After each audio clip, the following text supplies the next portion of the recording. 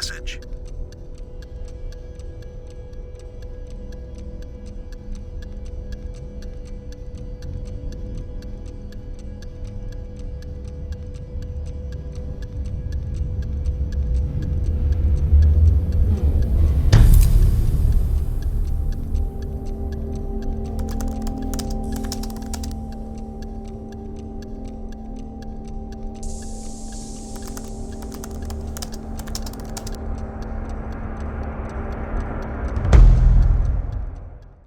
Ninety 95% अक्सर यही होता है कि जो चीज़ आपको पसंद आ जाती है वो ज़रूरी नहीं कि आपके क्लाइंट को भी पसंद आ जाए।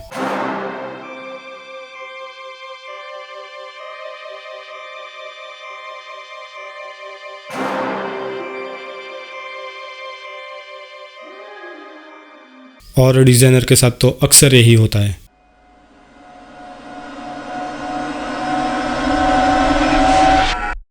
क्योंकि क्लाइंट पहली बार तो आपकी डिज़ाइन देखेंगे और अगर उनकी आंखों को पहली नज़र में अच्छा नहीं लगा तो वो तुरंत ही रिजेक्ट कर देंगे। उसके बाद फिर सोचेंगे कि उसकी डिज़ाइन में कहाँ पे गलती है। अगर क्लाइंट टेक्निकल हुआ तो वो जेन्युइनली आपकी गलती निकालेगा, और अगर वो नॉन टेक्निकल हुआ तो उसके थॉट प्रोसेस को समझने की कोशिश कीजिए। देखो, टाइपोग्राफिक डिज़ाइन आपको हर जगह पे देखने को मिलेगी। क्या आपने कभी ये नोटिस किया है कि जो बेबी फूड का पैकेट आता है उसके पीछे की जो इंग्रेडिएंट्स लिखे होते हैं उसकी फॉन्ट साइज़ क्या होती होगी, उसकी लाइन स्पेसिंग क्या होती होगी, या फिर जो प्राइस टैग लिखे होते हैं उसकी फॉन्ट स्टाइल क्या होती होगी, या फिर जो स्ट्रीट नेम्स की साइन होती है उसकी फॉन्ट फैमिली क्या होती होगी, कितने थिक होंगे कितने थिन होंगे। क्या कभी आपने ये सोचा है? आई एम 100% श्योर ये कभी आपने नहीं सोचा होगा। This may not be your inspirational source, but this is the everyday the part of in your life. तो ऑब्जर्वेशन, जितना आप इन सारी चीज़ों को ऑब्जर्व करोगे उतना ही आपका टाइपोग्राफी के रिलेटेड कॉन्सेप्ट और भी क्लियर होता जाएगा। देखो, टाइपोग्राफी को समझने से पहले उसकी टर्म्स को समझना बहुत ही ज़रूरी है, और उसकी टर्म्स के अंदर 3 अलग अलग टाइप की स्टाइल आती है। सबसे पहले सेरिफ, सैंस सेरिफ और कर्सिव राइटिंग। सेरिफ फॉन्ट में अक्सर आपने देखा होगा कि उसके एंड में एक्स्ट्रा मार्क्स होते हैं। सेरिफ फॉन्ट का यूज़ अक्सर बुक्स, मैगजीन्स, नॉवेल्स, न्यूज़पेपर्स, इन सारी जगह पे ज़्यादातर होता है। या फिर किसी भी लग्जरियस ब्रांड को अगर हमको रिप्रेजेंट करना हो तो वहाँ पे ज़्यादातर सेरिफ फॉन्ट का यूज़ होता है। कहा जाता है कि सेरिफ फॉन्ट हमारी आइज़ के लिए एक एंकर का रोल निभाती है, जिसकी मदद से आपकी आंखें आपको दिशा दिखाती है और आप जो भी पढ़ रहे हो वहाँ से आपका फोकस हिलने नहीं देगी। कहा जाता है कि सेरिफ फॉन्ट को 3.8% ज़्यादा तेज़ी से पढ़ा जाता है compare to sans serif font. ये कुछ सेरिफ फॉन्ट के एग्जांपल्स हैं। Second, sans serif font. Sans serif एक फ्रेंच वर्ड है। Sans means without and serif means a decorative line और a strokes at the end of the characters, जिसकी style में simplicity हो, क्लीन हो और जो दिखने में ज़्यादा मॉडर्न लगे। सैंस सेरिफ फॉन्ट अक्सर हम डिजिटल स्क्रीन्स पे छोटी से छोटी चीज़ पे हम देखते हैं, जो विजुअल कॉम्प्लेक्सिटी को पढ़ने में ज़्यादा आसान करते हैं। सैंस सेरिफ फॉन्ट का यूज़ अक्सर हम डिजिटल मीडिया में ज़्यादातर करते हैं, जैसे कि वेबसाइट डिज़ाइन हो गई, प्रेजेंटेशन हो गया या एप्लीकेशन डिज़ाइन हो गई, तो वहाँ पे ज़्यादातर सैंस सेरिफ फॉन्ट का हम यूज़ करते हैं। या फिर प्रिंटिंग मटेरियल जैसे कि logo and branding design, poster design, brochure design, magazine design, तो इन सारी जगह पे ज़्यादातर हम लोग सैंस सेरिफ फॉन्ट का यूज़ करते हैं। और दूसरा, कहीं पे भी अगर हमको हेडिंग या किसी भी जगह पे टाइटल को हाईलाइट करना हो तो ज़्यादातर हम वहाँ पे सैंस सेरिफ फॉन्ट का ही यूज़ करते हैं। ये कुछ फॉन्ट्स के एग्जाम्पल है। Third, cursive font. इस फॉन्ट को हम स्क्रिप्ट फॉन्ट भी बोल सकते हैं, जो अक्सर मिमिक हैंड राइटिंग्स में लिखे जाते हैं। इस फॉन्ट का यूज़ अक्सर हम ग्राफिक डिज़ाइनिंग में, लोगो डिज़ाइनिंग में, या फिर किसी का इनविटेशन कार्ड डिज़ाइनिंग में, या फिर कहीं पे भी किसी भी प्रेजेंटेशन में हम ज़्यादातर इसका यूज़ करते हैं। इस फॉन्ट की सबसे ज़्यादा बड़ी बात यह है कि ये सारे फॉन्ट एक दूसरे के साथ कनेक्टेड होते हैं और वो सारे एक ही स्ट्रोक्स में लिखे जाते हैं। इस फॉन्ट का ज़्यादातर यूज़ किसी भी डेकोरेटिव चीज़ को अगर हम डिज़ाइन करते हैं, जैसे कि इनविटेशन कार्ड हो गया, बर्थडे कार्ड हो गया, कोई शादी का कार्ड भी हो गया है, तो वहाँ पे ज़्यादातर हम कर्सिव फॉन्ट को यूज़ करते हैं। पर सपोज़ अगर आप कर्सिव फॉन्ट को डिजिटल मीडिया में यूज़ करते हो तो वहाँ पे सबसे ज़्यादा आपको ध्यान रखना होता है उसकी रीडेबिलिटी पर, क्योंकि कर्सिव फॉन्ट अक्सर इतने पतले होते हैं कि जो प्रॉपर तरीके से छोटी जगह पे प्रॉपर तरीके से वो रीड नहीं होते। तो आपको फॉन्ट ऐसे सिलेक्ट करना होता है जो आपको प्रॉपर तरीके से रीडेबिलिटी हो और आपके यूज़र को जो पढ़ रहा है उसको प्रॉपर तरीके से वो पढ़ सके। कर्सिव फॉन्ट की कंपैरिजन आप सेरिफ फॉन्ट या सैंस सेरिफ फॉन्ट के साथ नहीं कर सकते, क्योंकि उसके हेडिंग के साथ बॉडी या फिर बॉडी के टेक्स्ट के साथ हेडिंग कभी भी मैच नहीं होता है और जो सामने वाला बंदा पढ़ रहा है उसको भी देखने में बोरिंग लगेगा। ये कुछ कर्सिव फॉन्ट के एग्जांपल्स हैं।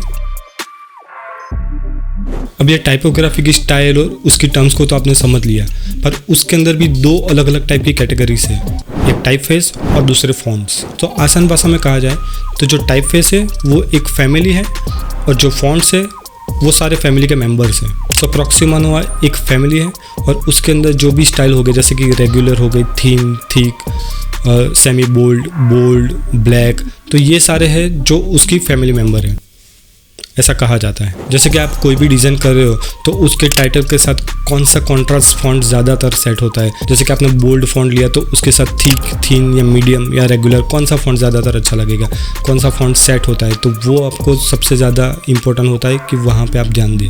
उसके साथ आप कंसिस्टेंसी को भी ऐड कर दें।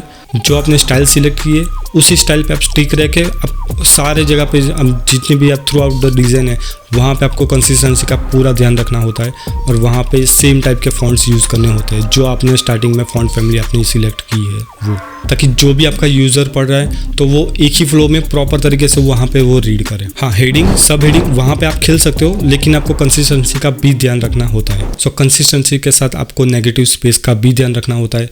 तो नेगेटिव स्पेस में क्या होता है कि जैसे कि आपने कहीं पे भी फॉन्ट यूज़ किए तो वहाँ पे कितना मार्जिन रखना होता है, कितना पैडिंग रखना होता है, कितनी लाइन हाइट आपने वहाँ पे छोड़नी होती है, वो सब चीज़ों का आपको ध्यान रखना होता है। कितनी कैरेक्टर स्पेसिंग आप यूज़ करोगे तो वो सब चीज़ें आपको सबसे पहले ही डिफाइन करना होता है। और कोई भी प्रोजेक्ट स्टार्ट करने से पहले आप इन सारी चीज़ों को सबसे पहले आप डिफाइन कर लोगे तो आपके प्रोजेक्ट के अंत में या फिर मिडल में कहीं पे भी कभी भी आपको कुछ भी चेंजेस करना होगा या फॉन्ट की स्टाइल वो ज़्यादातर आपको प्रॉब्लम नहीं करेगी और आप एक ही स्ट्रोक में सब जगह पे चेंजेस कर सकोगे बहुत ही आसानी से। उसके साथ आपको अलाइनमेंट का भी ध्यान रखना होता है, left align, right align, centre align. Industry standard यही कहती है कि जो लेफ्ट अलाइन टेक्स्ट होती है ना वो पढ़ने में ज़्यादा आसान होती है। तभी तो जो बुक्स होती है या नॉवेल्स होती है तो उसकी जो राइटिंग होती है वो हमेशा लेफ्ट अलाइन ही होती है, ताकि जो भी रीडर पढ़ रहा है तो उसको पढ़ने में ज़्यादा आसानी हो और वो एक ही फ्लो में प्रॉपर तरीके से वो रीड कर सके। क्योंकि ह्यूमनाइज हमेशा लेफ्ट टू राइट ही ज़्यादातर वो फोकस करती है। The right colour choice can enhance the text readability by providing a appropriate contrast between text and background, क्योंकि एक हाई कॉन्ट्रास्ट आपके टेक्स्ट को ज़्यादा स्टैंड आउट करेगी। ब्लैक और dark colour text on a lighter background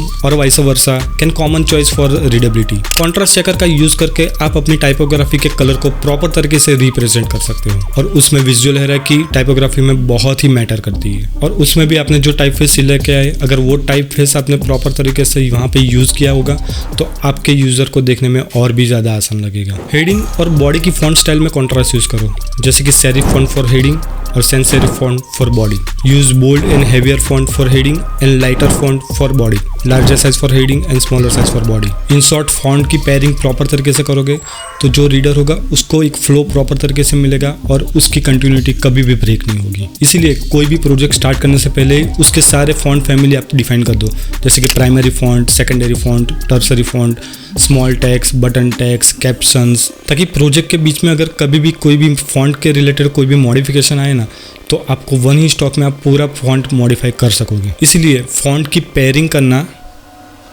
सही तरीके से पेयरिंग करना बहुत ही इंपॉर्टेंट है। पेयरिंग पे से याद आया, आपने गोल्डन रेशियो के बारे में तो पढ़ा ही होगा। Golden ratio is a fascinating mathematical concept. Their value approximately 1.618 और समथिंग स्कूल में पढ़ा ही होगा, बस उसी को यहाँ पे अप्लाई कर दो। तो यहाँ पे मैंने एक डमी टेक्स्ट ले ली है और यहाँ पे इसको मैं सिलेक्ट करके देखोगे तो यहाँ पे मैंने फॉन्ट साइज है मेरी 18 पिक्सल और उसकी लाइन हाइट भी 18 पिक्सल है। इसकी मैं यहाँ पे एक कॉपी ले लेता हूँ ताकि हम जो भी यहाँ पे पैरामीटर्स अप्लाई करें वो हमको अच्छी तरीके से दिख जाए। तो सीधा यहाँ पे मैं ये सिलेक्ट करता हूँ और अब देखोगे यहाँ पे लाइन हाइट भी 18 पिक्सल है। तो यहाँ पे मैं गोल्डन रेशियो अप्लाई करूँगा इंटू 1.618 और यहाँ से एंटर प्रेस करूँगा। अब आप देखोगे तो यहाँ से थोड़ा सा हल्का सा आपको लाइन हाइट उसकी ज़्यादा बढ़ जाएगी। अब ये हो गई हमारी पैराग्राफ वाली टेक्स्ट। अब ये सेम टेक्स्ट को लेके मैं अपने सारे जितने भी हेडिंग्स है वो मैं यहाँ पे बनाऊँगा। तो इसकी सिंपल सी यहाँ पे कॉपी ले लेता हूँ और यहाँ से मैं अप्लाई कर देता हूँ। ये मेरा हेडिंग 3, यहाँ पे मैं 18 पिक्सल है, वहाँ पे मैं गोल्डन रेशियो अप्लाई करूँगा इंटू 1.618 और यहाँ से सिंपल मैं एंटर प्रेस करूँगा। ताकि यहाँ पे मुझे ये मेरा हेडिंग मिल गया। अब मैं दूसरा यहाँ से कॉपी ले लेता हूँ और इसको हेडिंग देता हूँ सेकंड।